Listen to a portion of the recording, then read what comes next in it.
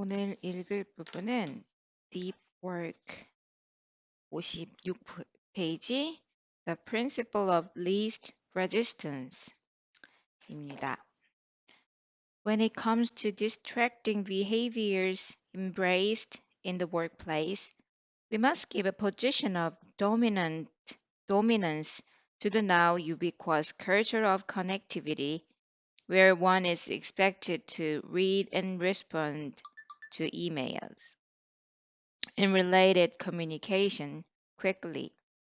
In researching this topic, Harvard Business School professor Leslie Horlow found that the professionals she surveyed spent around 20 to 25 hours a week outside the office monitoring email, believing it important to answer any email, internal or external, within an hour of its arrival. 아, 1시간 안에. You might argue, as many do, that this behavior is necessary in many fast-paced businesses. But here's where things get interesting. Harlow tested this claim. In more detail, she convinced executives at the Boston Consulting Group, 되게 유명한 컨설팅 회사죠. A high-pressure management consulting firm with an ingrained culture of connectivity, to let her fiddle with the work habits of one of their teams. She wanted to test a simple question. Does it really help your work to be constantly connected? To do so, she did something extreme.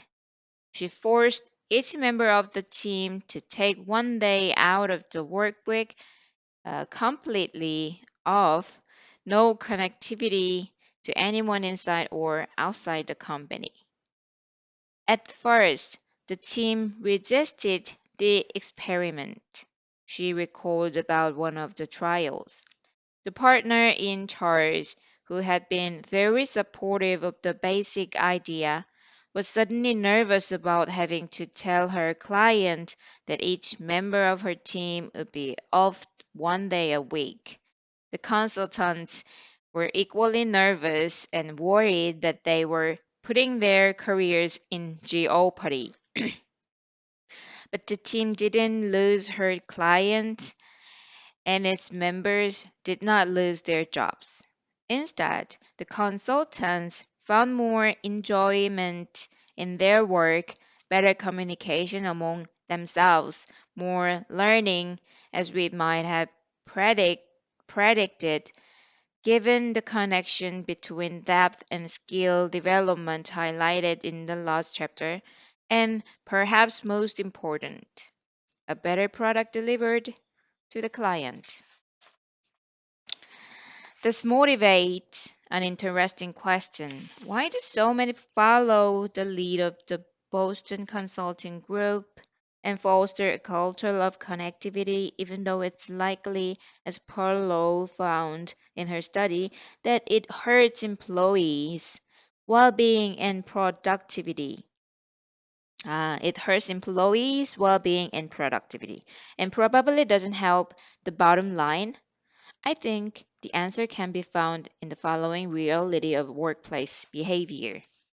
The principle of least resistance. In a business setting, without clear feedback on the impact of various behaviors to the bottom line, we will tend toward behaviors that are easiest in the moment. To return to our question about why cultures of connectivity persist, the answer, according to our principle, is because it's easier. There are at least two big reasons why this is true. The first concerns responsiveness to your needs. If you work in an environment where you can get an answer to a question or a specific piece of information immediately when the need arises, this makes your life easier, at least in the moment. If you couldn't count on this quick response time, you'd instead have to do more advanced planning for your work, be more organized, and be prepared to put things aside for a while and turn your attention elsewhere while waiting for what you request. All of this would make the day to day of your working life harder, even if it produced more satisfaction and a better outcome in the long term. The rise of professional instant messaging mentioned earlier in this chapter can be seen as this mindset pushed toward an extreme. If receiving an email reply within an hour makes your day easier than getting an answer via instant messaging in under a minute, it improves this gain by an order of magnitude. The second reason that a culture of connectivity makes life easier is that it creates an environment where it becomes acceptable to run your day out of your inbox, responding to the least massive with alacrity while others pile up behind it, although while feeling satisfying productivity. More on this soon. If email were to move to the periphery of your workday, you'd be required to deploy a more thoughtful approach to figuring out what you should be working on and for how long. This type of planning is hard. Consider, for example, David Allen's Getting Things Done task management methodology, which is a well respected system for intelligently managing competing workplace obligations. The system proposes a 15-element flow chart for making a decision on what to do next. It's significantly easier to simply chime in on the latest CC's email thread. I'm picking on constant connectivity as a case study in this discussion, but it's just one of many examples of business behaviors that are and antithetical to depth and likely reducing the bottom line value produced by the company that nonetheless thrive because in the absence of metrics most people fell down on what's easiest. To name another example, consider the common practice of setting up regularly occurring meetings for projects. These meetings tend to pile up and fracture schedules to the point where sustained focus during the day becomes impossible. Why do they persist? They're easier. Mhm. For many, these standing meetings become a simple but blunt form of personal organization. Instead of trying to manage their time and obligation themselves, they let the impeding, impending meeting each other force them to take some action on a given project and more generally provide a highly visible s- uh, simulacrum of, simulacrum of progress. Also, consider the frustratingly common practice forwarding an email to one or more colleagues labeled with a short open-ended 너무 싫어. interrogative such as thoughts. These emails take the sender only a handful of seconds to write, but can command many minutes, if not hours in some cases, of time and attention from their recipients. 어떻게 발음하지? Recipients to work toward a coherent response. A little more care in crafting the message by the sender could reduce the overall time spent by all parties by a significant fraction. So why are these easily avoidable and time-sucking emails so common? 아우, 너무 싫어. From the sender's perspective, they're easier as a way to clear something out of their inbox, at least temporarily, with a minimum amount of energy invested. The principle of least resistance, protected from scrum, scrutiny by the metric black hole, supports work cultures that save us from the short-term discomfort of concentration and planning at the expense of long-term satisfaction and the production of real value. By doing so, this principle drives us toward shallow work in an economy that increasingly rewards depth. It's not, however, the only trend that leverages the metric black hole to reduce depth. We must also consider the always present and always vexing demand toward productivity, the topic we'll turn our attention to next.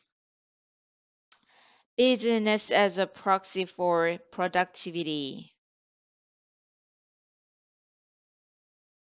There are a lot of things difficult about being a professor at a research-oriented university, but one benefit that this profession enjoys is clarity. How well or how poorly you're doing as an academic researcher can be boiled down to a simple question: are you publishing important papers? The answer to this question can even be qualified as a single number, such as the 이건 뭐야? H index, a formula named for its investor, George He Hitch. 이 사람 누구예요?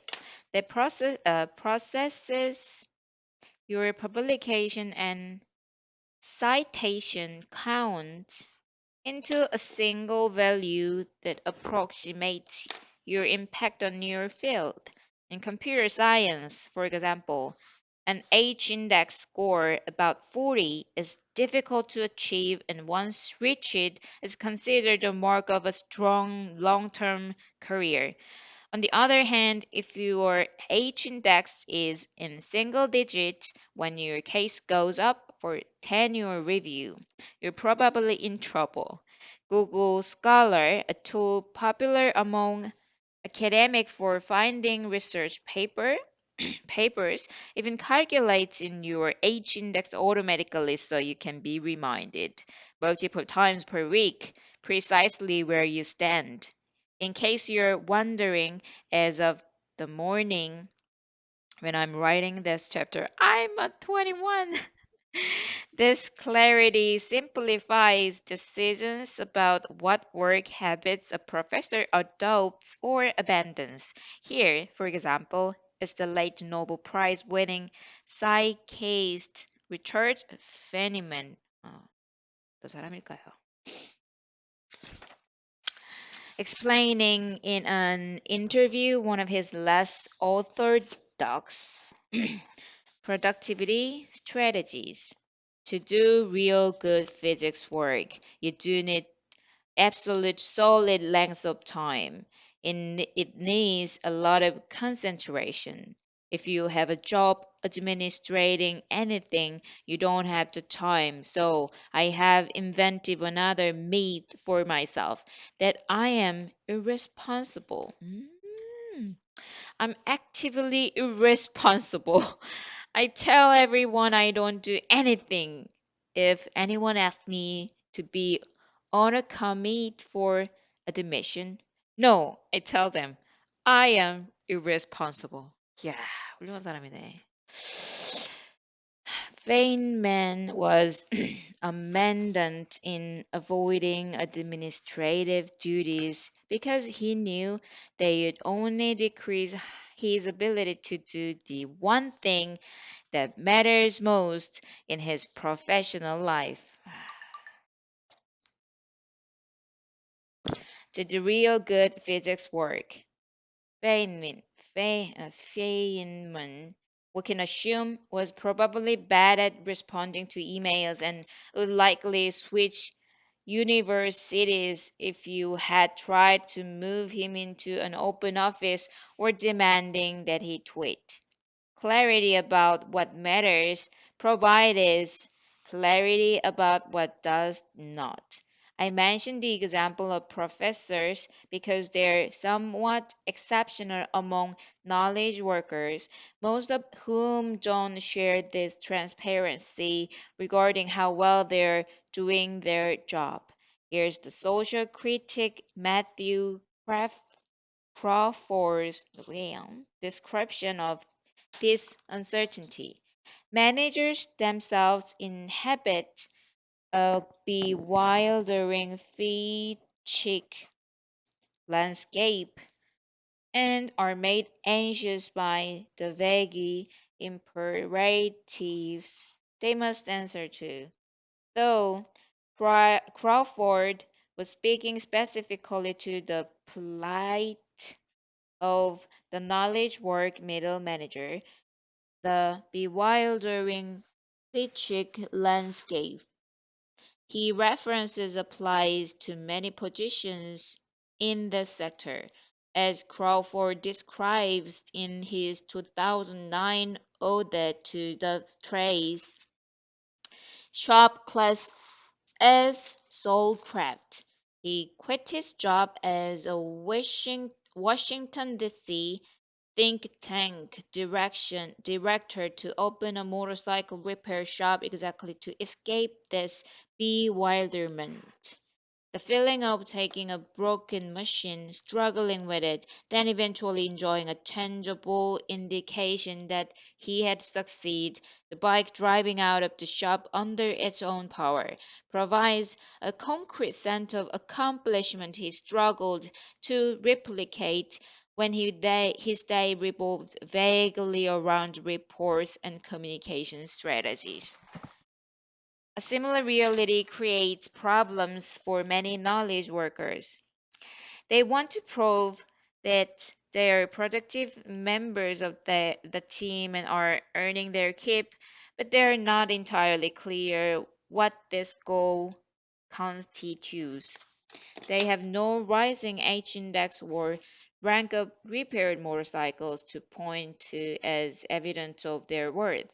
To overcome this gap, many seem to be turning back to the last time when productivity was more universally observable, observable, the industrial age. To understand this claim, recall that with the rise of assembly lines came the rise of the efficiency movement, identified with its founder, Frederick, Frederick Taylor, who'd famously stand with a stopwatch monitoring the efficiency of worker movements, looking for ways to increase the speed at which they accomplished their tasks.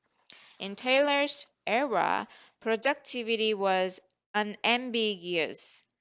Widget created per unit of time.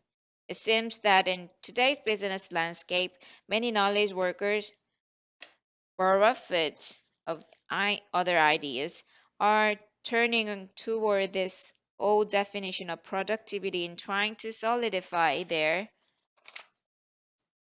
value in the otherwise bewildering landscape of their professional lives. David Allen, for example, even uses the specific phrase ranking widgets to describe a productive workflow. Knowledge workers, I'm arguing, are tending toward increasingly visible business because they lack a better way to demonstrate their value. Let's give this tendency a name.